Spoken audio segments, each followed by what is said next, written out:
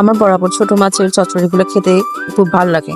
আর এই পাঁচমেশালি মাছের চচ্চড়ি রেসিপিটি শেয়ার করছি। দেখুন, আলু কুচি, পেঁয়াজ কুচি, আদা রসুন বাটা, সরিষা বাটা, লবণ, হলুদ গুঁড়ো, মরিচ বাটা, জিরা গুঁড়ো, সরিষার তেল দিয়ে মশলার সব কিছু আলুর সাথে ভালো করে মেখে নিতে হবে।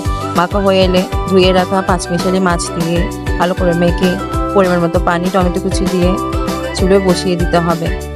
যখন মাছটি রান্না হয়ে আসবে, প্রথমত চামিচ ইউজ না করে ভালো, তো মাছ ভেঙে যায় ছোটো মাছ, যখন পরবর্তী খুন্তি দিয়ে নাড়িয়ে মাছটি ভালোভাবে রান্না হয়ে এলে, ঝোল মাখো মাখো হয়ে এলে অতি 5 মিনিট ঢেকে দিতে হবে। ঢাকনা তুলে রান্না যখন হয়ে আসবে মনে হবে, চেক করে নিয়ে উপর থেকে ধনিয়া পাতা কুচি, সামান্য জিরের গুঁড়ো দিয়ে ভালো করে 10টা মিনিট রেখে নামিয়ে নিলে তৈরি মজাদার ছোটো মাছের আলু টমেটো দিয়ে চচ্চড়ি রেসিপি।